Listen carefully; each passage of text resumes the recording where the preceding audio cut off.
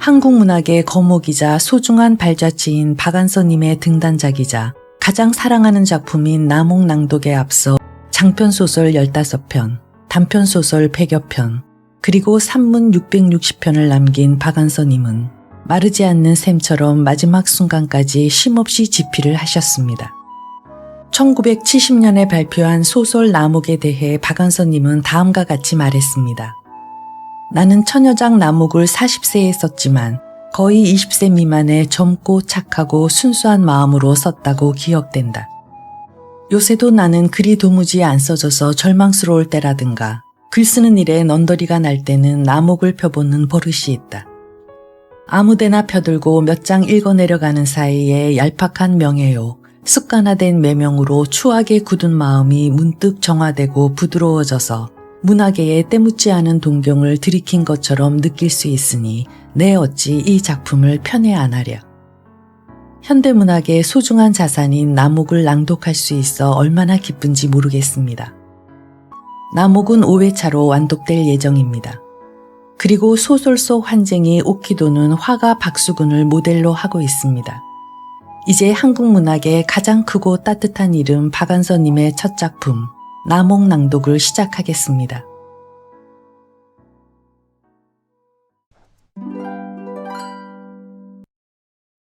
(1) 갈색털이 무성한 손이 대뜸 내 코앞에까지 뻗어와 우뚝 멈추었다.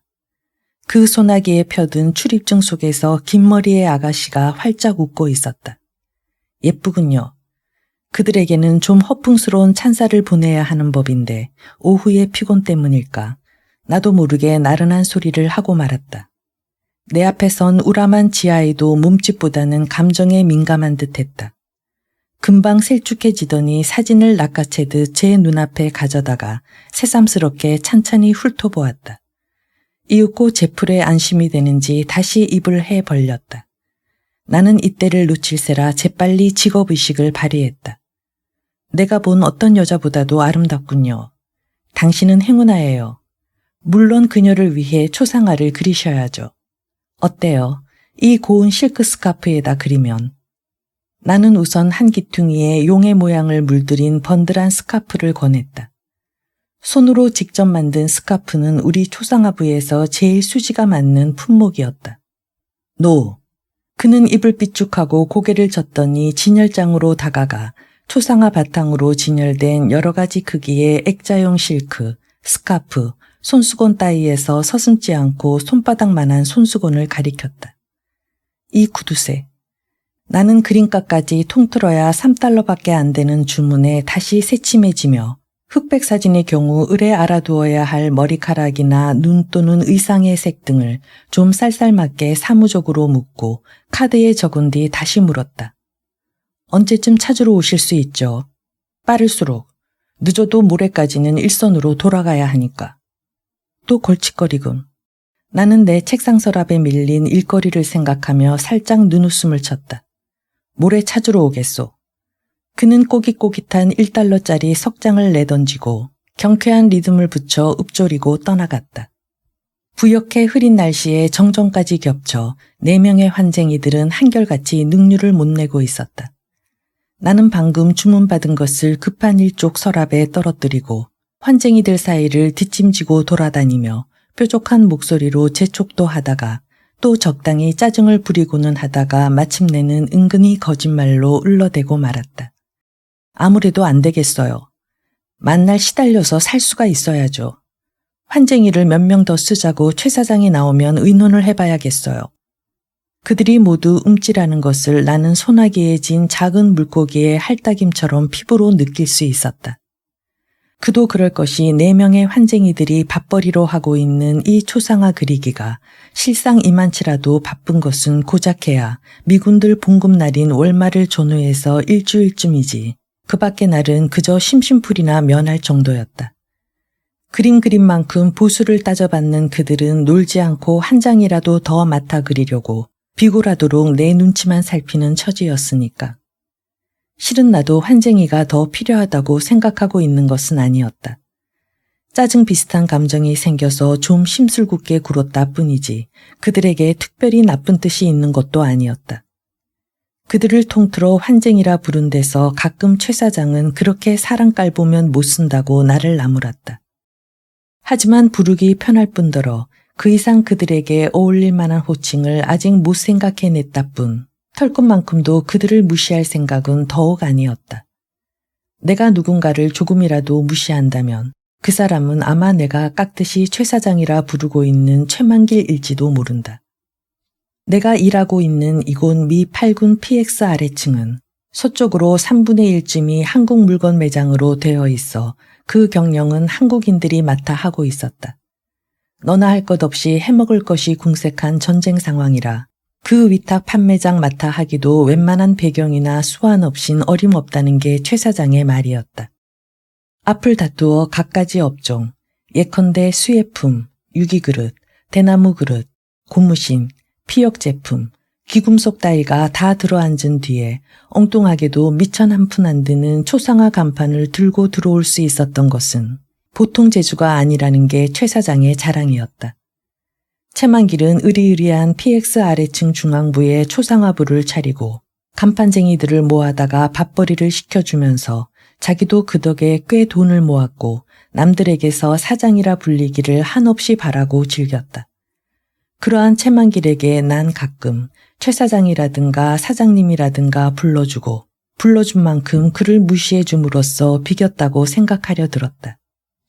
다시 전기가 들어왔을 때는 셔터가 서서히 내릴 무렵이었다. 제기랄, 오늘은 잡쳤는걸.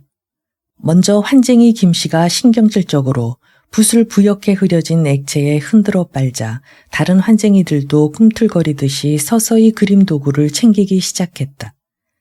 갑자기 환한 조명 속에 펼쳐진 건너편 미국 물품 매장 쪽을 나는 마치 객석에서 무대를 바라보듯 설레는 좀 황홀하기조차 한 기분으로 바라봤다. 언제 보아도 싫지 않은 화사하고 매력적인 미제 상품들. 그 풍요한 상품들을 등지고 서서 저녁 화장에 여념이 없는 여점원들.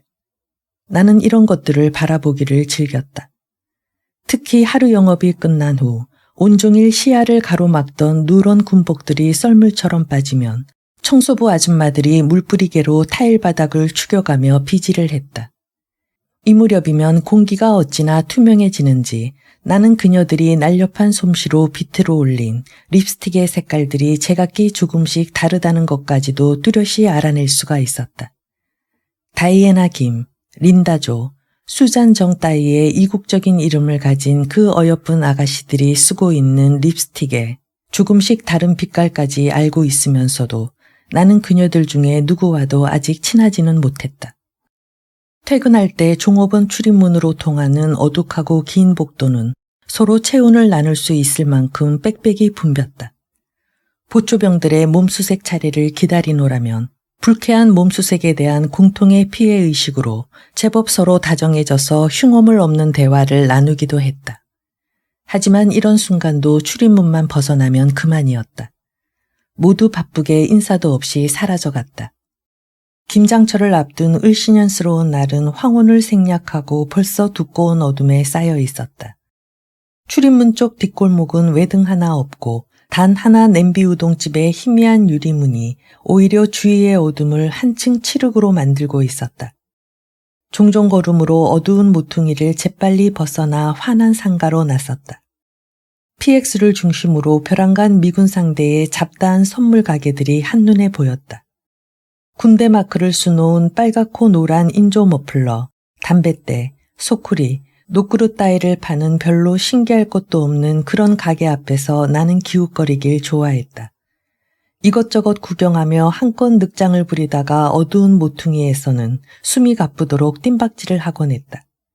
그러나 번화가인 충무로조차도 어두운 모퉁이, 불빛 없이 우뚝 선 거대한 괴물 같은 건물들 천지였다.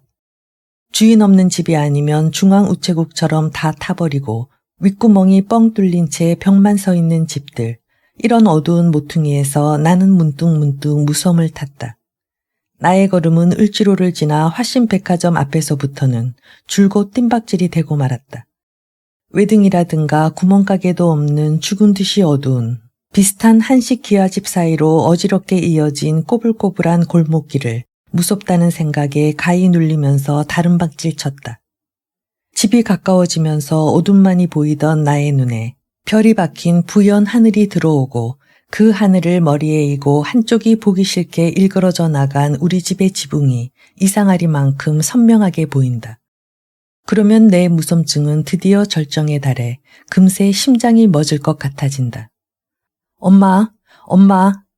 나는 빗장이 부서져라 어머니가 문을 열 때까지 계속해서 흔들어댄다. 나간다, 나가. 웬 수선일까? 쯧쯧. 딸의 다급함에 도무지 아랑곳 없는 느리고 가라앉은 어머니의 음성이 들리고 삐걱하고 대문이 무겁게 열렸다. 엄마도 참, 불 좀 켜놓으시래도. 안채고 바깥채고 온통. 전기값은 무엇으로 당해내려고. 내가 돈 벌지 않아. 그래. 내일부턴 골목이 환하도록 방마다 전기불을 모두 켜놓으마. 그러나 나는 그것을 믿지는 않았다. 우리 모녀는 거의 매일 이와 똑같은 대화를 되풀이하고 있으니까. 나는 어머니의 손을 잡고 긴 대문간을 지나 중문을 넘고 해묵은 오동나무가 한 그루 서 있는 마당으로 들어섰다. 그래도 안채는 보이지 않고 돌담에 가로막혀 있다. 돌담에 달린 쪽문을 들어서야 휑하니 넓은 앞마당이 나오게 돼 있었다. 오동나무가 서 있는 뜰은 쓸모없이 남겨진 빈자리였다. 나는 이 마당에서 다시 한번 행랑채에 이지러진 한쪽을 돌아보고 쫓기듯이 쪽문을 지나 어머니의 손을 놓고 단 하나 불이 켜진 안방으로 뛰어들게 마련이었다. 어머니는 까닭 없이 혀를 두어 번 차곤 내 가쁜 숨결이 채 가라앉기도 전에 밥상을 들여오고 이내 된장찌개 냄새라도 풍기면 나는 쉽사리 마음이 놓였다. 먼저 잡수시지 않고. 나는 내가 밥그릇을 반쯤 비울 때까지 맞은편에 우두커니 앉았다가 수저를 들기 시작하는 어머니에게 왠지 짜증 비슷한 걸 느꼈다. 어머니가 별로 소리도 내지 않고 한껏 느릿느릿 수저를 놀리면서 틀니를 빼놓은 호물대기 입을 이상한 모양으로 우물거리는 것을 보고 있으면 먹는다는 것이 때로 저주받은 의무로 느껴져 나는 식욕부터 사라졌다. 나는 먼저 수저를 놓고 어머니의 식사하는 모습을 지켜보며 왈칵왈칵 치미는 혐오감을 되새김질했다. 나는 어머니가 싫고 미웠다. 우선 어머니를 이루고 있는 그 뿌연 회색이 미웠다. 백발의 듬성듬성 검은 머리가 궁상맞게 섞여서 머리도 회색으로 보였고 입은 옷도 늘 찌든 행주처럼 지쳐 빠진 회색이었다. 그러나 무엇보다도 견딜 수 없는 것은 그 회색빛 고집이었다. 마지못해 죽지 못해 살고 있노라는 생활태도에서 털끝만큼도 물러서려 들지 않는 그 무섭도록 음울한 고집.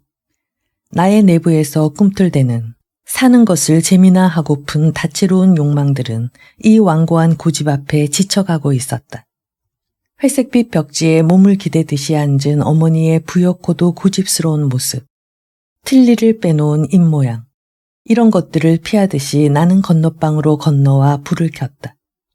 혁이 오빠와 우기 오빠가 같이 쓰던 직사각형의 드넓은 방은 전압이 낮은 30촉의 전등으로 고루 비추기에는 너무 넓었다. 내 귀퉁이가 어두운 채 남겨진 불구죽죽한 밝음 속에서 나는 세차게 몸서리를 쳤다. 나는 나를 둘러싼 이 우울한 외로움에 좀처럼 익숙해질 수 없었다. 그때가 좋았지. 나는 늙은이처럼 중얼거리며 벽에 걸린 기타의 가장 굵은 줄을 엄지와 집게로 잡았다 놓았다. 으스스한 낮은 소리가 묵직하게 울렸다. 2. 하이, 굿모닝. 아침 인사들이 탄력 있게 튀는 매장을 가로지르는데 초상화 부족에서 최 사장이 번쩍 손을 들어 나를 반기고 있었다. 나는 어정쩡한 채로 우선 꾸벅 머리부터 숙여 보이고 인사를 했다. 일찍 나오셨군요. 오늘이 벌써 토요일이던가요. 난 뭐 죽음 날만 나오는 줄 알아. 가끔 기습을 해서 감독을 해야지. 안 그래? 그는 매주 한 번 우리가 일주일 동안 벌어들인 달러가 매장 사용료로 이하를 제하고도 마치 요술처럼 놀라운 부피의 원화로 둔갑하여 지불되는 토요일에나 싱글거리며 나타나게 마련이었다. 분명 오늘은 토요일이 아닌데도 그는 기분이 유난히 좋아 보였고 그가 기분이 좋을 때면 늘 그렇듯이 몹시 우쭐대고 싶은 모양이었다. 최 사장 옆에는 그와는 대조적으로 우람하게 큰 중년의 사나이가 겸연쩍은 듯이 웃고 있었다. 염색한 군복을 비좁은 듯이 입고 있는 그의 얼굴은 일종의 선량함, 어리석지 않은 선량함으로 의젓해 보였다. 그의 늠름한 체구와 구겨지지 않은 표정으로 해서 옆에 채만길이 한결 왜소하게, 그리고 말쑥한 양복과 붉은 넥타이가 갑자기 천박하게 보였다. 나는 그런 묘한 대조가 유쾌해서 그를 향해 마주 웃어주고는 책상 서랍에서 일거리를 꺼내 기한을 봐가며 급한 것부터 네 사람의 환쟁이들의 오늘 일거리를 대충대충 몫을 지어봤다. 잠깐, 미쓰리. 네? 오늘부터 화가 한 사람 더 쓰기로 했어. 오키도시라고.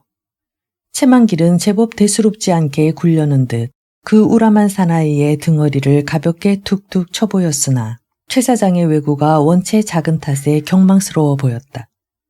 나는 마침 어제 환쟁이들에게 환쟁이를 더 써야겠다고 울러댄 것이 본의 아니게 들어맞게 되어 묘하고 난처해지지 않을 수 없었다. 4명의 환쟁이들의 8개의 눈동자가 일제히 나의 옆얼굴을 아프게 쏘아봤다. 요새 일거리가 그렇게 많지도 않은데 4명만 가지고도 너끈히. 나는 실상은 환쟁이들이 들으라는 듯이 좀 큰 소리로 항의를 하려 했는데 최 사장이 잽싸게 말했다. 아, 무슨 소리. 이 초성화부 주인은 내가 아닌가.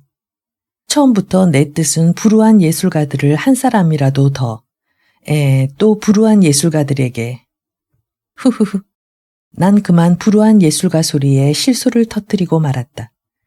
그는 환쟁이를 새로 데려올 때는 을에 불우한 예술가를 내세우다가 갈아치울 때면 형편없는 칠쟁이 놈들로 둔갑을 시키는 것이 입에 밴 말버릇이었다.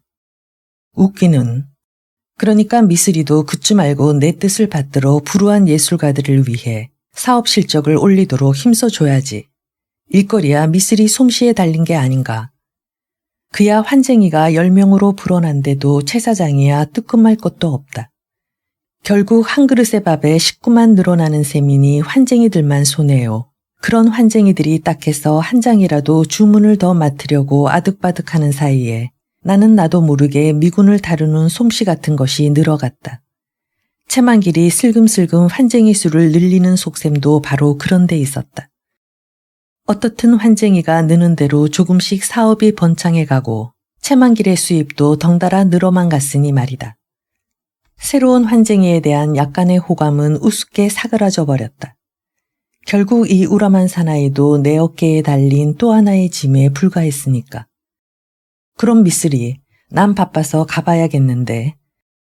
어쩐다. 참, 우선 의자 하나만 새로 마련해주고 임시 출입증이라도 하나 내주도록.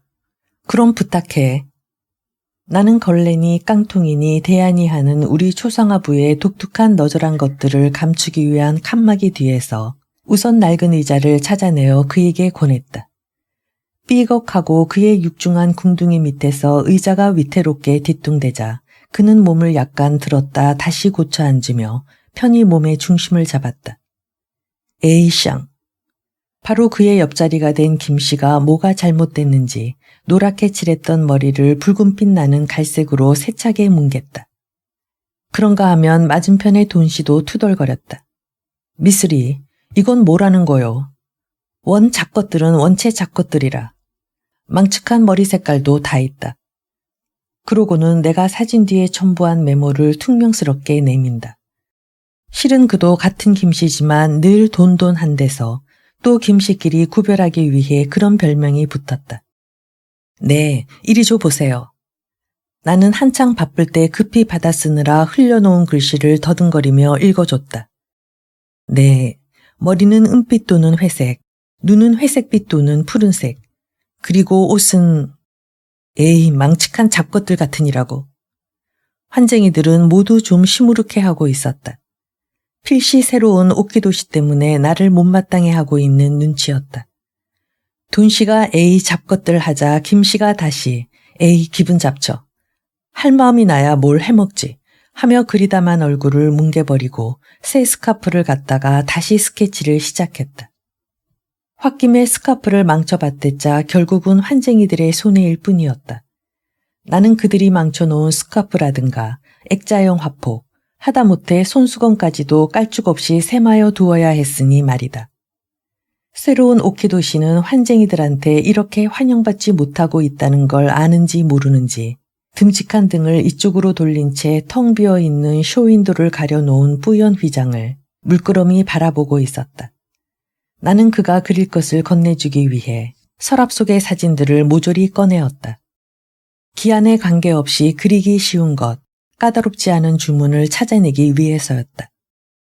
숱한 얼굴들. 이국의 아가씨들은 한 번도 전쟁이 머리 위를 왔다 갔다 하는 일을 겪어보지 않았기 때문일까. 그늘진 데가 조금 더 없어 오히려 인간적이 아닌 동물이라기보다는 화사한 식물에 가까운 활짝 핀 꽃 같은 얼굴들이었다. 그 중에서 특징을 잡기 쉽고 머리칼이나 눈빛이 복잡하지 않은 것을 몇 장 골라가지고 오키도시한테로 갔다. 시작해 보시겠어요? 그는 조용히 시선을 창에서 나에게로 돌렸다. 고마워. 낮고 부드러운 목소리였다. 그는 누런 종이봉투에서 가늘고 굵고 납작하고 둥근 각종의 붓을 우르르 쏟아냈다. 어머나, 붓까지 준비하셨어요. 붓은 여기도 있는데. 나는 빈 깡통에 꽂힌 별로 쓸모있어 보이지 않은 붓들을 눈으로 가리키며 몇 가지 필요한 일을 말했다. 붓이나 물감은 제공하기로 돼 있어요. 헝겊도 제공하기는 하지만 망쳐놓으면 물어내셔야 하고요. 스카프 하나 망쳐놓으면 그림 2장 값이 날아가게 되니까 까닭 잘못하면 하루 종일 헛수고하게 되죠. 그래도 망쳐놓은 만큼의 물감 값은 따지지 않으니 후하다고 봐야겠죠. 그리고 손님이 그림을 마음에 들어하지 않으면 몇 번이라도 고쳐줘야 하고 못하면 아주 새로 그려줘야 되고요. 아무튼 제일 중요한 건 사진과 닮게 그리는 거예요. 아시겠어요? 그는 대답 대신 어린애처럼 깊게 고개를 끄덕였다. 그리고 잠시 그와 나의 눈길이 마주쳤다. 나는 먼저 섬뜩해져서 눈을 피했다. 아주 거칠고 쓸쓸한 풍경의 한 귀퉁이 같은 것이 그의 눈 속에 깊이 잠겨있는 것 같아서였다. 그는 연방 고개를 갸우뚱거려가며 밑그림을 그렸고 가끔 나지막한 입속말로 아주 닮게 하는 것이었다. 나는 그가 못 믿어워 손님이 없는 사이사이마다 그의 곁에 가서 그림이 돼가는 것을 지켜보고 내가 메모해둔 내용도 읽어주곤 했다. 너무 닮는 것에만 신경 쓰실 필요는 없어요. 조금쯤 달라도 뭐. 이를테면 사진보다 조금 예쁘게 닮을 수 있으면 그것도 괜찮으니까요. 요령이 있어야 해요. 그런 요령이 하루아침에 생길 줄 아나. 남은 몇 년 두고 익힌 거라고. 평소 말수 적은 진씨까지 오늘은 조금 빈정된다. 이런 그림에 경험이 좀 있으신지. 그야 난 본래 환쟁인걸. 그럼 전직도 역시 극장 같은 데도 계셔봤겠군요. 아니, 직장은 여기가 처음이고 난 그냥 환쟁이었소. 그냥 환쟁이라. 그냥 환쟁이. 나는 잠시 속으로 그냥 환쟁이를 되풀이하다가 양키들이 밀어닥치는 바람에 바쁜 일과 속으로 휘말려 들어갔다. 좀 봐주겠어. 그가 최초의 작품을 들고 서 있는 모습은 수줍으면서도 조마조마해 보였다. 마치 여선생 앞에 선 착하디 착한 어린 학생 같았다. 그림은 쓸만했다.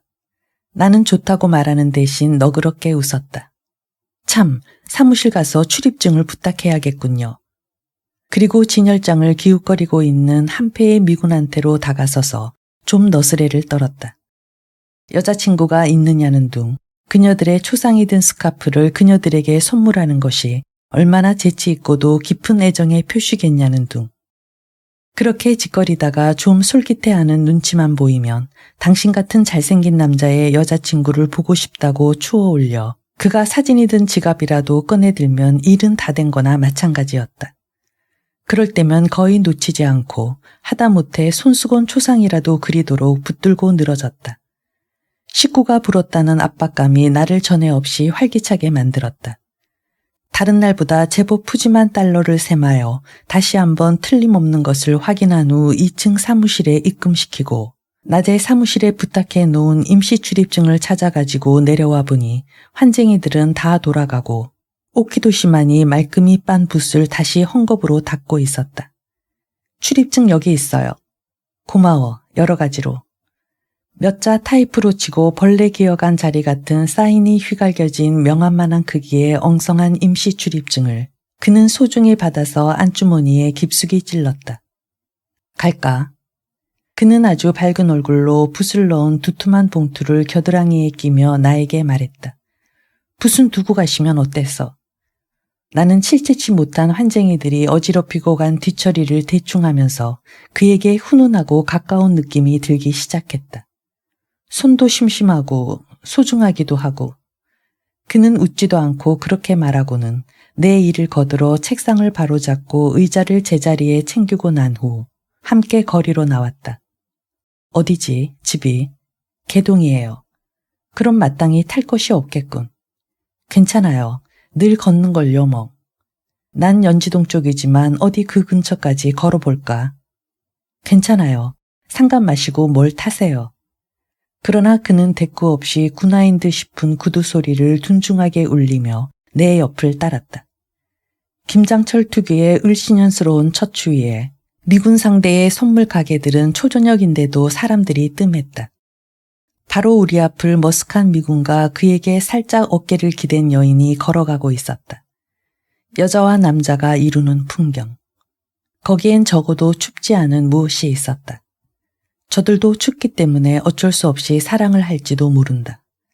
어쩌면 나도 추운 김에 아쉬운 대로 옆에 있는 오키도시라도 좋아해 볼까 하는 뚱딴지 같은 생각을 하느라 별로 무섭다는 생각도 없이 어두운 길목들을 지났다.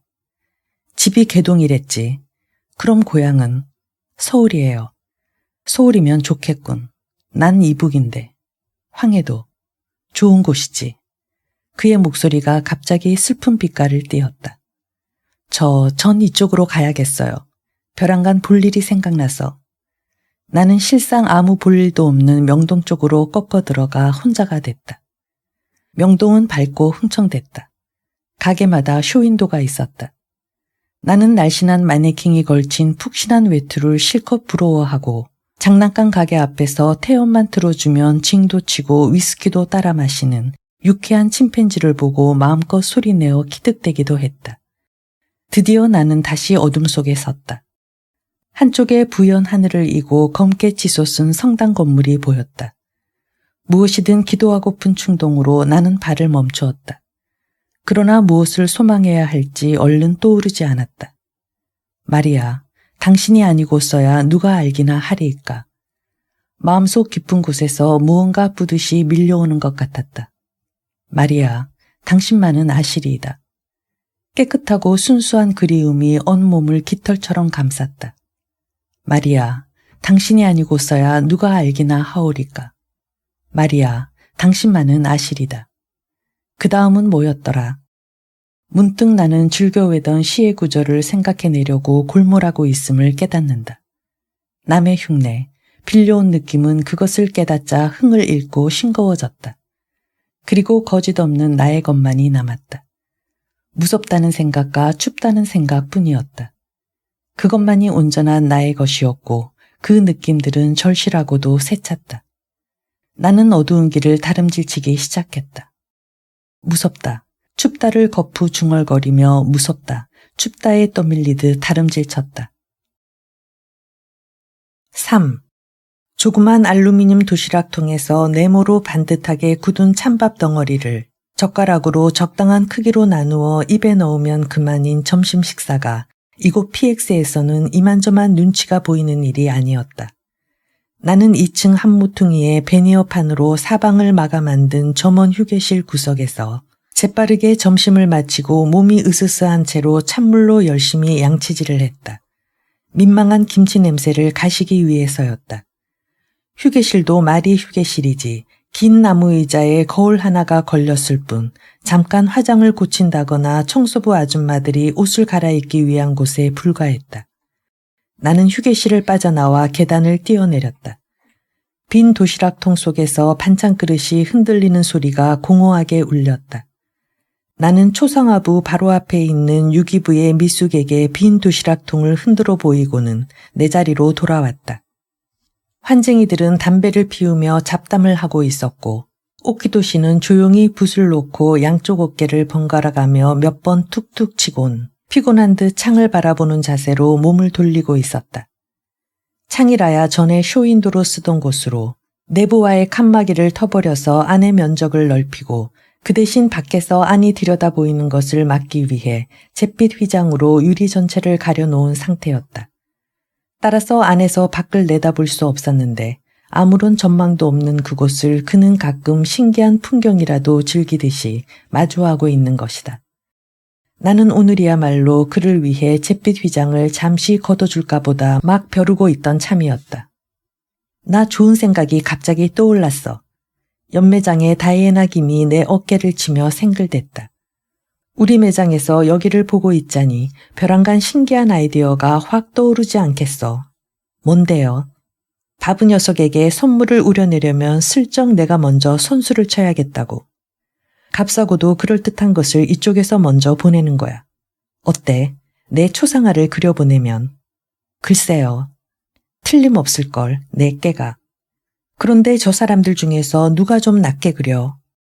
그녀가 목소리를 낮추느라 내 귓전에 얼굴을 바짝 들이미는 바람에 여러 가지 향수가 뒤범벅이 된 야릇한 채취가 확 풍겨 나는 뒤로 물러서며 얼떨결에 오키도 씨를 가리키고 말았다. 나는 곧 후회했으나 그녀는 벌써 하이힐 소리도 요란하게 오키도 씨 앞으로 갔다. 내 초상 좀 급히 그려주셔야겠어요. 미국에 있는 애인에게 붙일 거니까 특별히 공들여서. 오키도 씨의 대답은 나에게까지 들리지 않았다. 어머머, 비싸게 구시네. 품삯은 양키들만큼 준다는데도. $6를 입금 안 시키고 직접 드리죠. 달러로 말이에요. 그럼 고스란히 당신 차지가 되는 건데 그래도 싫어요. 이 양반 뭘 이렇게 우물댈까.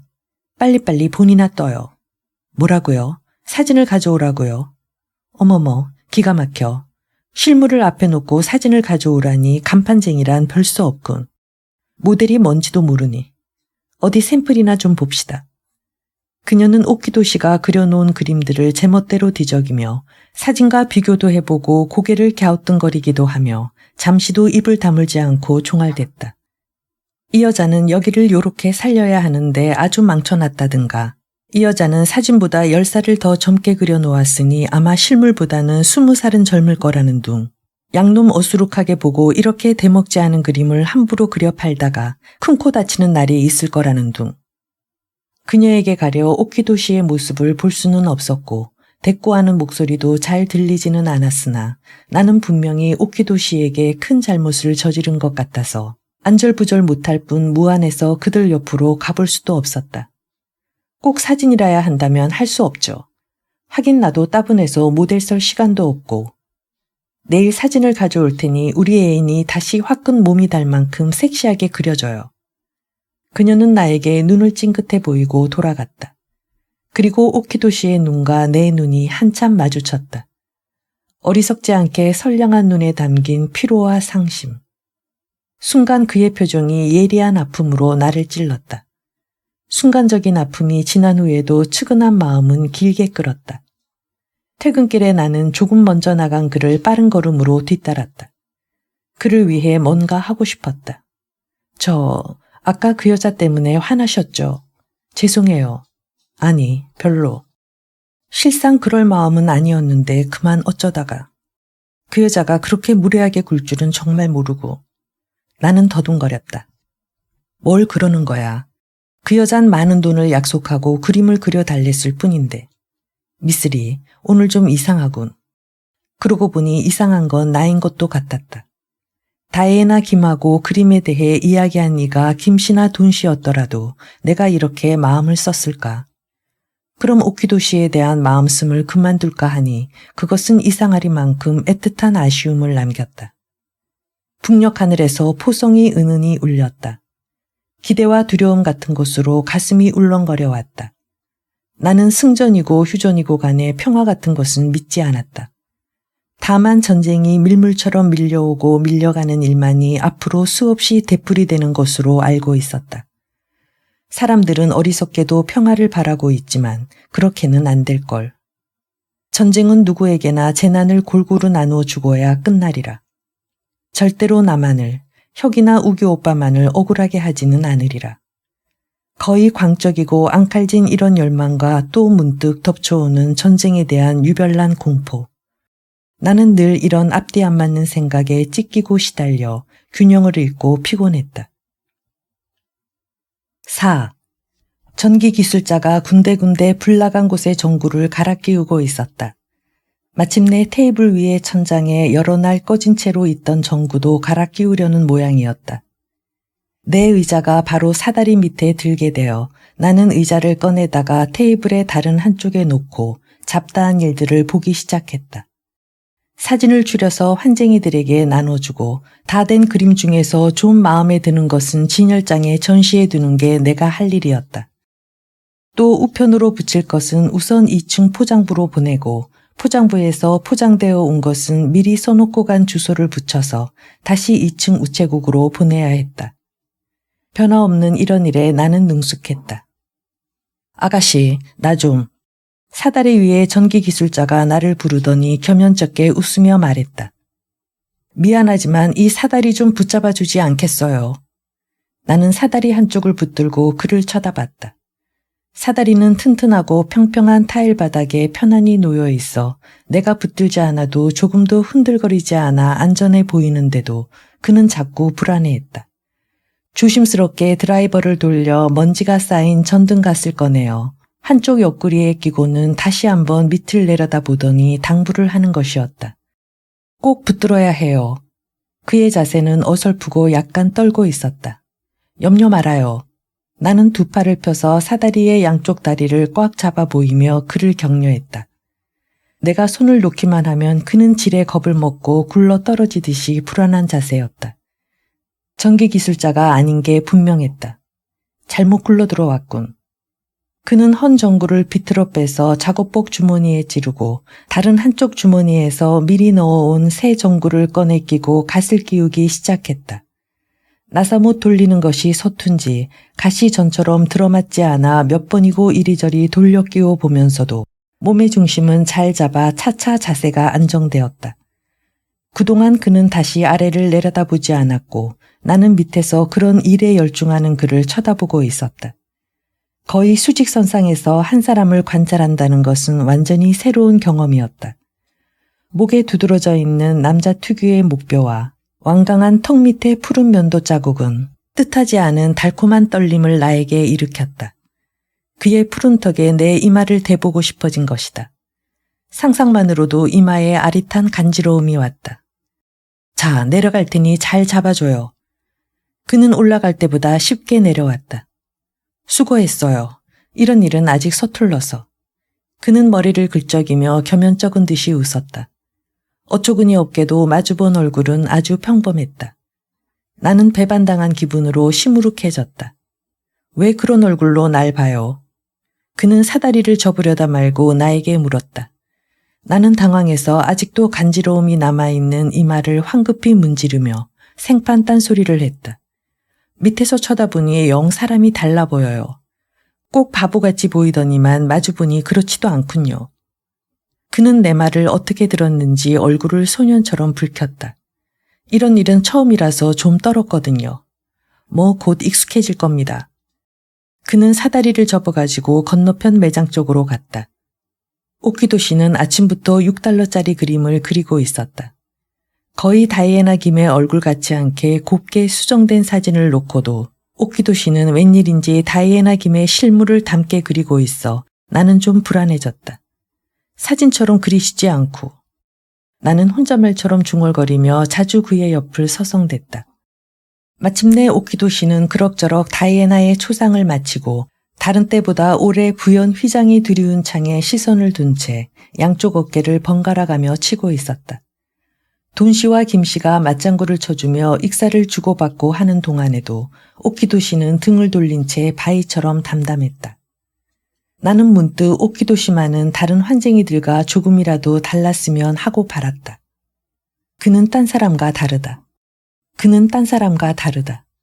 나는 마치 꿀샘을 찾아낸 곤충의 예민한 촉각처럼 나의 새로운 생각에 강하게 매달렸다. 아침에는 수고했어요. 차 사주고 싶은데 괜찮아요. 퇴근길에 만난 아침의 전기기술자가 하도 친근하게 구는 바람에 나는 좋다고 선뜻 응했다. 나는 그와 나란히 걸으며 그의 턱 밑에서부터 목 부분을 유심히 훑었다. 무심결에 낮에 사다리 밑에서 그를 쳐다보며 경험한 그 짜릿한 느낌의 반복을 노렸지만 허사였다. 그는 나보다 약간 큰 남자로서는 보통 키 정도여서 그를 올려다보는 것은 어려웠고 정면에서 본 그의 얼굴은 너무도 빈틈없이 평범했다. 유토피아 다방의 맨 구석 자리에 앉자마자 그가 자기소개를 했다. 나 황태수, 당신은? 난 이경, 외자 이름이라 경아라고들 불러요. 우리는 마주 싱긋웃고 금세 친숙해진 것 같았다. 저 사다리 위에서 내려다보면 뭐 별다르게 눈에 띄는 거 없어요. 글쎄, 처음이라 다리가 휘청거려 아래 경치까지 살필 여지가 있어야지. 그렇지만 사다리 위라고 해서 별것 있을까? 왜 하필 사다리를 직업으로 택했죠? 택했다고? 천만에. 택했다면 골라 잡았다는 뜻 아니에요. 누가 요즘 팔자 좋게 직업을 골라 잡아요. 무작정 얻어 걸리는 대로 비집고 들어왔지. 그는 난처한 듯 머리를 긁적이며 싱긋하더니 금세 눈썹을 펴고 식은 엽차를 후룩후룩 요란하게 들이켰다. 종업원을 불러 성냥을 부탁하며 눈을 찡긋해 보이는 폼이 도무지 가볍게만 보였다. 그의 말이 어디까지가 정말인지조차 종잡을 수 없어졌다. 그는 담뱃불을 붙여 몇 번 거푸 연기를 흠뻑 빨아 유난히 내뿜더니 말했다. 체면 볼 것 없이 돈벌이나 하자고 쏘다니다가 겨우 얻어 걸린 게 PX 전기기술자 자리지만 뭐 상관 있어요. 쿤돈이 활발하게 왔다 갔다 하더군요. 나도 그 축에 끼겠어요. 달리 큰 욕심은 없고 38선 넘어서 고생만 죽도록 해가며 다니던 학교를 남과 같이 허리 쭉 펴고 다닐 수 있을 만큼만 벌어놓으면 되니까. 학교라야 기껏 대학 2년이 남았으니까 전쟁 끝나면 졸업하고 의젓한 곳에 취직해서 신뢰받고 다시 몇 년 후면 존경받고. 어때요? 시시하군요. 네, 그럴 줄 알았다니까. 여자에겐 허풍이나 흠뻑 떨어야 하는 건데 그만 고지식한 소리를 하고 말았으니. 입맛을 쩝쩝 다시고는 기지개를 크게 펴더니 그대로 고개를 뒤로 젖혀 머리를 의자 뒤로 눕혔다. 완강한 턱과 그 밑에 푸른 면도 자국과 든든한 목이 또다시 내 눈에 들어왔다. 싱싱한 어떤 느낌으로 어쩔 수 없이 다시 나는 설레었다. 그는 이내 평범한 얼굴을 바로 세우고 질문을 던졌다. 미쓰리는 어때요? 초상화부일 따분하지 않아요. 나도 취미로 하고 있진 않아요. 이래봬도 진지하게 밥벌이를 하고 있는 거려. 아마 아직 학생이죠. 고등학교 졸업반. 아니면 여대생. 글쎄요. 실상 나는 대학 시험에 실패하고 약간 시리에 빠져 있다가 전쟁을 당했다는 이야기가 거추장스러워서 애매하게 얼버무렸다. 전쟁으로 질서가 무너지는 통에 사람들은 전혀 낯선 경험들을 하게 마련이죠. 엉뚱한 곳에서 서로 만나고. 그게 오히려 자연스럽지 않아요. 이 북새통에도 여전히 자기 세계만을 집착하는 건 오히려 더 비극이더군요. 무슨 뜻이죠? 오키도시 같은 분 말이에요. 거기서 그런 그림 그리고 있다는 것은 진작부터 알고 있었지만 막상 그 속에서 그 양반을 대하니까 마음이 좀 이상하더군요. 그 양반이야 원래 그림밖에 모르는 분이긴 하지만. 그럼 오키도시를 알고 계셨던가요? 나는 소스라쳤다. 그러고 보니 오늘 아침 사다리를 접어가지고 그의 옆을 지나면서 인사말 같은 것이 오갔던 것도 같았다. 우리 맏형님하고 절친한 사이였죠. 지금도 가끔 만나시나 보던데. 그분 뭐 하던 분이죠? 지금 말하지 않았어요. 그림밖에 모르는 분이라고. 화가죠. 이번에 남쪽으로 피난 왔으니까 이쪽에서 별로 알려지지 않았을지 몰라도 아는 사람은 알 겁니다. 일제강점기 때 몇 번 선전에도 입선하고 뭐 특선까지 했었다니까. 그럼 진짜 화가란 말이군요. 최만길이 모아들인 불우한 예술가 속에 진짜 불우한 예술가가 있을 줄이야. 나는 처음 오키도시에게 전직을 물었을 때 그냥 환쟁이요 하던 구김살 없이 순박하던 모습을 떠올렸다. 아마 아이들이 5이나 된다던데 무슨 딴도리를 생각하지 않고 기껏 그 짓을 하고 있으니. 다행히 부인이 똑똑해서 살림을 야무지게 꾸린다더군요. 그리고 우리 형님 말이 부인이 한때는 꽤 미인이었다더군요. 나는 그 말을 듣는 순간 이렇게 쏘아주고 싶었다. 그는 다른 사람과 다르니까. 너 따위하곤 더군다나 다르단 말이야. 아무도 그것을 아는 사람은 없을 게다. 부인이 미인이고 똑똑하다고. 아이 5이 딸린 야무진 부인은 바가지나 야물게 잘 긁겠지. 그만 가요. 갑자기 힘이 빠진 나는 먼저 일어나 밖으로 나왔다.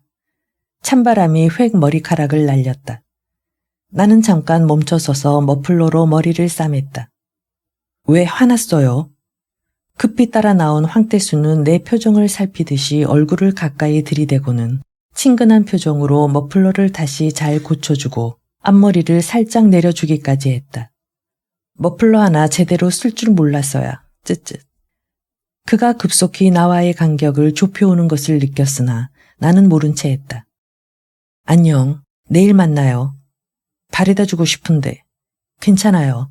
혼자 가겠어요. 혼자가 된 후 오키도시에 대한 그의 우직함에 대한 가련한 마음이 어둠처럼 밀려옴을 나는 잠잠히 받아들였다. 집에는 큰아버지가 와 있었다. 계집애가 이렇게 늦게까지 싸다니니. 취직은 무슨 놈의 취직. 망측하게. 곱게 들어앉았다 시집이나 갈 것이지. 쯔쯔. 큰아버지는 내가 미처 인사도 드리기 전에 꾸짖기부터 하였다. 그러나 나는 큰아버지가 별로 나를 염려하고 있지 않음을 잘 안다. 다만 그는 그렇게 해야 한다고 생각했을 뿐이다. 특히 남자 없는 이 집안에 가장 가까운 우더른으로서 좀 까다롭게 참견하는 것이 우애와 의리가 두터운 집안끼리 마땅히 할 일로 알고 있을 따름이었다. 언제 올라오셨어요? 오늘 왔다. 좀 자주 와봐야 하는 건데. 그놈의 도강증이니 뭐니 여간 까다로워야지.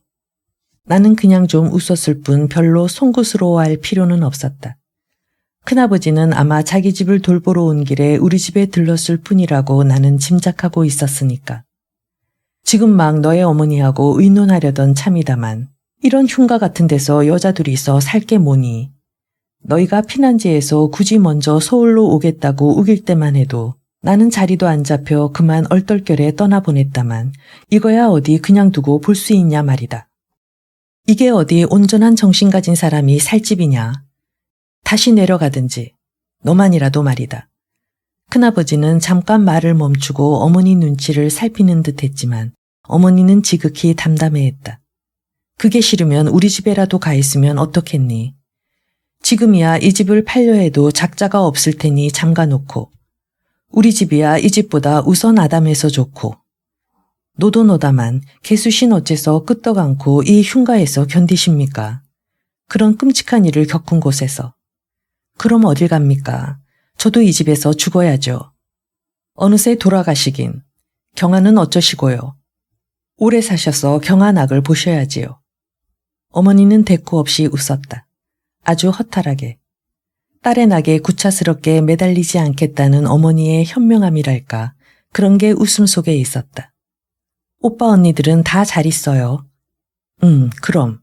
진이는 이번에 훈장을 타고 중령으로 진급했지. 그리고 아주 좋은 자리로 가고. 민희도 재영 덕에 말이 군대 생활이지 누워서 떡 먹기로 편하단다.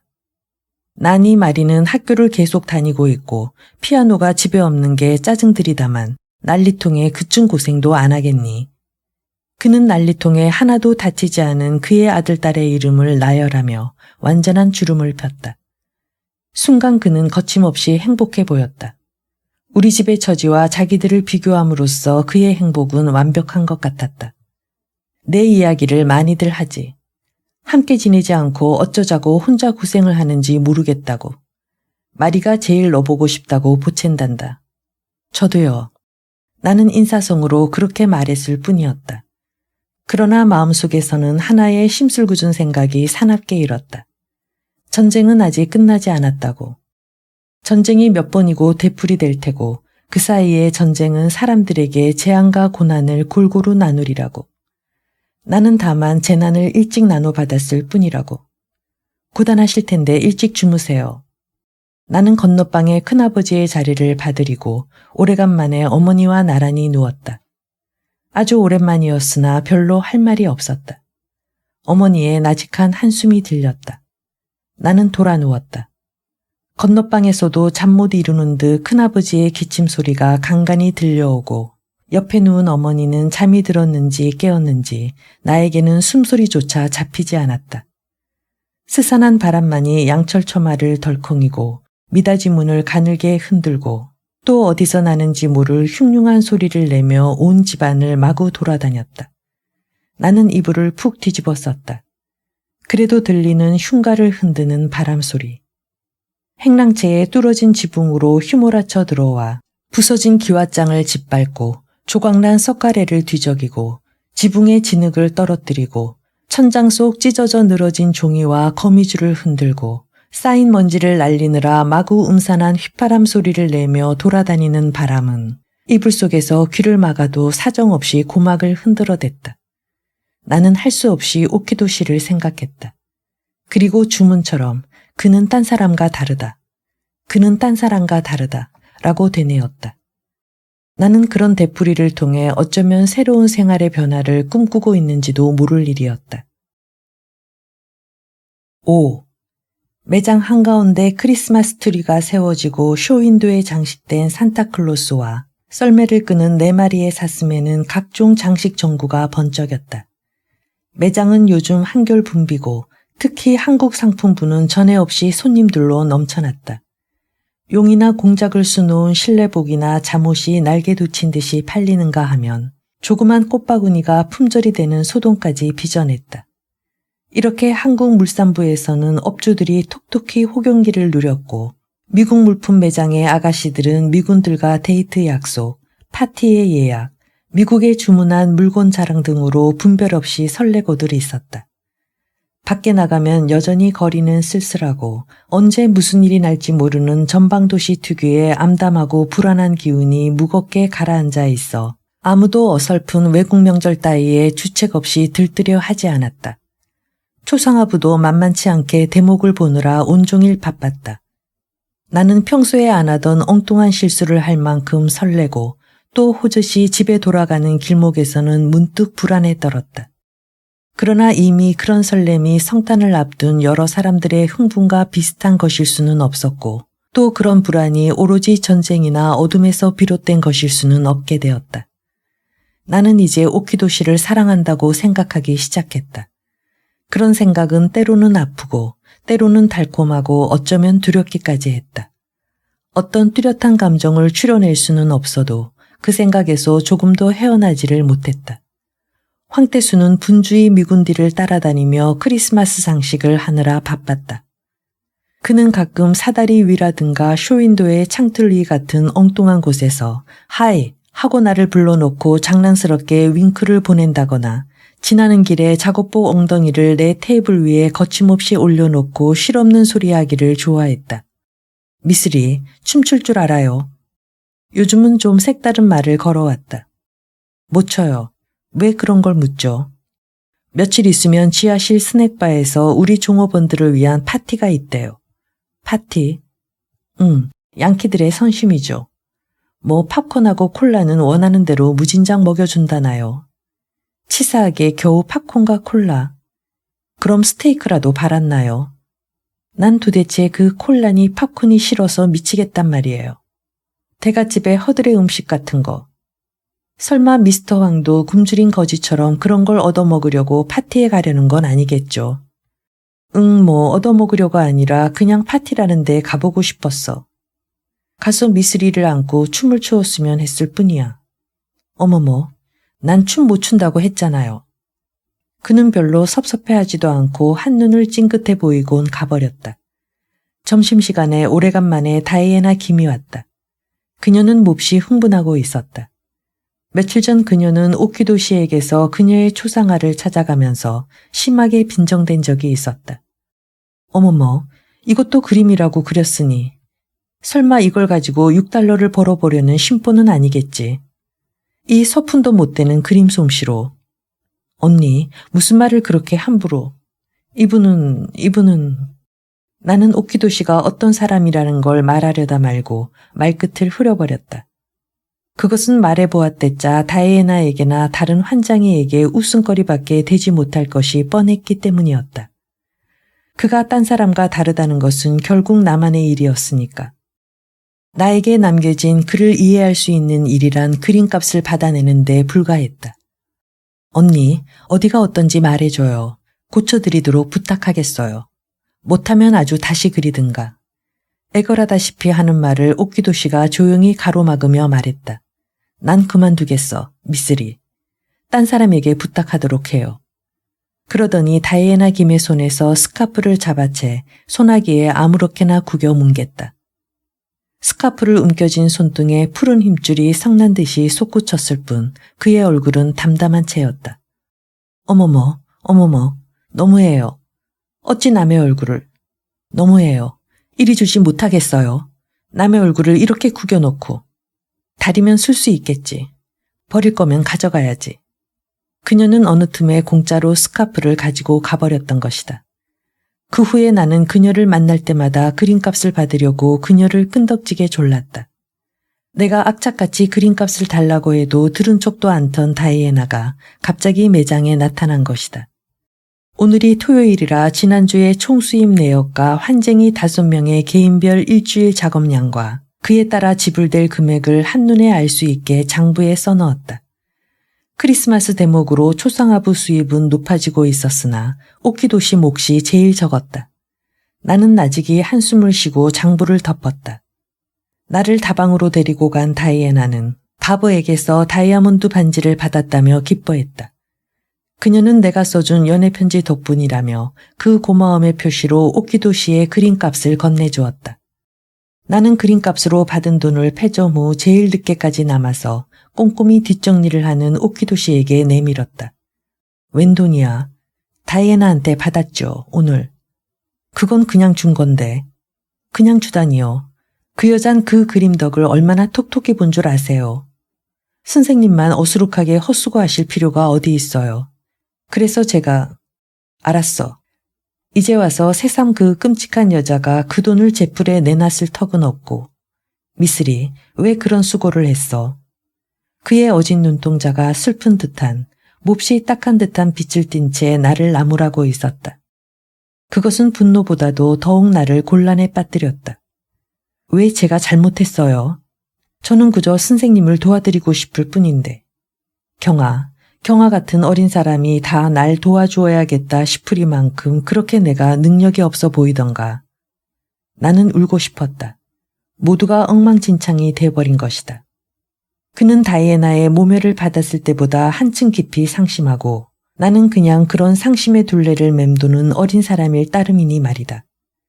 그는 한참 무엇을 억누르듯 고개를 숙이고 있다가 다시 나를 보았을 때는 완전히 마음을 가라앉힌 듯했다. 미안해. 나를 위해 애썼는데. 그의 시선은 어루만지듯이 부드러웠다. 우리는 같이 거리로 나왔다. 공돈이 생겼으니 쓰고 싶군. 그는 양품점 쇼윈도를 기웃대다가 다시 성큼성큼 걸으며 말했다. 어쩌지 미쓰리를 위해 뭘 사자니 그 돈으론 좀 꺼림칙하고. 저녁이나 같이 할까? 괜찮아요. 그냥 댁으로 들어가세요. 술이 먹고 싶은데 어쩌지? 그는 혼잣말처럼 중얼거리며 그렇다고 술집을 찾는 눈치도 아닌 채로 사람에 떠밀리듯이 그냥 걷고 있었다. 전쟁 상황인데도 명동은 여전히 흥겨움과 사람이 출렁이고 있었다. 나는 오키도시와 헤어져야겠다고 생각하면서도 맞춤한 기회를 못 잡은 채 그의 옆을 같이 걸었다. 술이 먹고 싶은데 어쩌지? 한참 만에 그가 같은 소리를 또 한 번 되풀이했다. 그럼 한잔하세요. 전 여기서 그만. 가지마. 같이 있어줘. 그는 재빨리 달아나려는 내 어깨를 한 손으로 잡으며 어두운 시선으로 무겁게 나를 짓눌렀다. 가지마. 술집 같은 데로 가자고 하지는 않을게. 어디 조촐한 곳에서 경아는 식사하고 나는 술을 조금만 마시고 그럴 수 있는 곳으로 가자고. 참 돈이 있지. 넉넉히 쓸 수 있는 공돈이란 즐겁군. 하하하. 그는 좀 허풍스럽게 웃으며 명랑한 채 했지만 나는 어쩔 수 없이 그가 깊이 숨긴 절망을 엿보고 있었다. 읽고 우리는 어느 고급 식당에 안내되었다. 현관이고 복도고 모퉁이마다 동백꽃이나 국화가 꽃꽂이된 깔끔한 집이었다. 일본식 사기화로 속에서는 네데토막에 참숯이 곱게 타고 화로 언저리는 알맞게 따끈했다. 전골 냄비에서 전골이 지글지글 소리를 내며 구수하게 고기 익는 냄새가 풍기기 시작했다. 나는 젓가락으로 전골을 뒤적여 알맞게 익은 부분을 공기에 덜어 옥기도시 앞에 놓았다. 그는 흰 사기잔에 노릇개한 정종을 혼자 따라 만나게 들이마시고 나서 나를 보고 무슨 말을 할 듯 하더니 빙긋 웃고 말았다. 눈이 따뜻하게 풀려 있었다. 나도 무슨 말을 하려다 말고 조심조심 전골만을 뒤적였다. 차분한 분위기에 쾌적한 온도와 맛난 냄새와 사랑하고픈 사람에게 시중드는 시간을 나는 마치 섬세한 유리그릇처럼 소중히 다루고 있었다. 어느 틈에 그는 네 번째의 잔을 들고 있었다. 어쩜 그렇게 마구 마시세요? 마치 샘물이라도 마시듯이. 샘물. 그래, 가끔 목마를 때 샘물보다 술 생각이 간절하게 그렇게 목이 마를 때가 어쩌다 있지. 오늘 같은 날 말이군요. 죄송해요. 그 일로 그렇게 언짢아 하실 줄은 저는 정말 몰랐어요. 별소리 다 하는군. 언짢아 하다니. 그 일로 이렇게 맛있는 식사를 하는데. 그는 다음 잔을 단숨에 마셨다. 술 너무 많이 드시는 것 같아요. 괜찮아. 이 정도론 끄떡 없을 테니. 술 마시는 사람을 두려워하는군 그래. 그런 얼굴로 나를 보니. 두려운 게 아니라 걱정이 돼요. 술이란 어떤 감정을 유별나게 돋우거든요. 술에 대해서 제법 알고 있네. 아버지가 약주를 좋아하셨어요. 늘 집에 들어오면 기분이 좋으셨고 제 시중을 받으시며 술을 잡수시곤 했죠. 술이 거나하게 취하시면 저는 응석을 부리며 여러 가지 약속을 멋대로 시켰죠. 약속을 시키다니. 아버지한테 말이에요. 용돈을 올려준다는 약속이나 근사한 데서 양식을 먹여준다거나 하는 약속을 시키는 거죠. 좋은 아버지시군. 나는 네 하고 서슴지 않고 긍정하려다 말고 퍼뜩 회상에서 깨어났다. 그러자 내부에서 무엇인가 자꾸 균형을 이루려 하고 있었다. 나는 그것을 막으려고 안간힘을 쓰듯이 고개를 흔들고 아까부터 내 접시에서 식어가는 전골을 한 젓가락 집어 황급히 입에 쓸어 넣었다. 미끌미끌한 당면이 들쩍지근하고 느글느글했다. 그도 술잔을 잡으며 다시 한번 빙그레 웃으며 말했다. 좋은 아버지시군. 좋은 아버지라고요. 아버진 돌아가셨어요. 그랬었나? 참 안 됐군. 경아는 무척 아버지를 따랐던 것 같은데. 따랐다고요? 천만에요. 전 아버지를 미워해요. 나는 이제 완전히 균형을 잃고 말았다. 머릿속이 어수선하게 어지러워지며 아버지에 대한 깊은 애정과 야속함이 뒤죽박죽이 되고 말았다. 나는 울지 않으려고 사나워졌다. 무슨 소리야, 벼랑간. 아버진 돌아가셨단 말이에요. 6.25 바로 한 달 전쯤. 평화롭고 화창한 날 아들, 딸들이 임종을 지켜보는 가운데 편히 무책임하게 우리만 남겨놓고 나만 남겨놓고 나는 악을 썼다.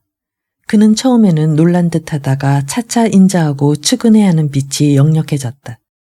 나는 거기 힘입어 오열까지 섞어가며 말했다. 그리곤 그만이에요. 어쩌면 그럴 수가. 난 그 후 혼자서 끔찍한 일을 많이 겪었어요. 그때마다 그래도 열심히 아버지의 도움을 빌었어요. 악마도 감동할 만치 절실히 빌었단 말이에요. 아버진 죽어서 신까지는 몰라도 아무튼 초인이 됐을 거라고 믿었으니까요.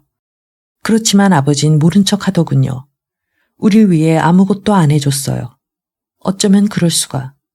난 아버지를 미워하다 지쳐서 이제는 생각조차 안 하기로 했단 말이에요. 나는 어쩔 수 없이 흐느꼈다. 그가 더욱더욱 나를 측은해하기를 원했다. 자, 그만. 눈물 씻고, 응? 그의 두 팔이 내 양 어깨를 다정하게 감싸는 것을 느끼자 나는 더욱 세차게 흐느끼며 오열하는 쾌감에 흠뻑 젖었다. 그가 내민 손수건에서 담배 냄새와 물감 냄새가 희미하게 풍겼다. 나는 그것을 더욱 탐하려는 듯이 그의 가슴에 온몸을 던졌다. 그곳은 널찍했고 편안했다. 선생님이 좋아요. 괜찮겠죠? 나는 가슴이 좀 두근댔을 뿐 아무런 부끄러움도 망설임도 없이 그에게 물었다. 괜찮고 말고. 정말이죠. 약속해요. 나는 너무 쉽사리 그의 승낙을 얻은 것이 믿기지 않아 그의 새끼손가락에 내 새끼손가락을 감아 한 번 아프게 힘을 주어 흔들어 주고 나서 풀어주었다. 그만 가보자고. 그가 먼저 나를 아는 채 일으켜 세웠다. 우리는 다시 거리로 나왔다. 조금 걷다가요. 괜찮죠? 나는 내 행복을 좀 더 확인하고 서서히 즐기고 싶었다. 거리에는 사람이 뜸하고 문을 닫기 시작하는 가게도 드문드문 있었다. 칸델라 불을 켜놓은 리어카에서 군밤을 구워 팔던 소년이 하품을 크게 하며 주섬주섬 물건을 정리하고 있었다. 돈 남았죠? 군밤 좀 사주세요. 나는 그의 팔에 의지한 채 그를 졸라 군밤을 샀다.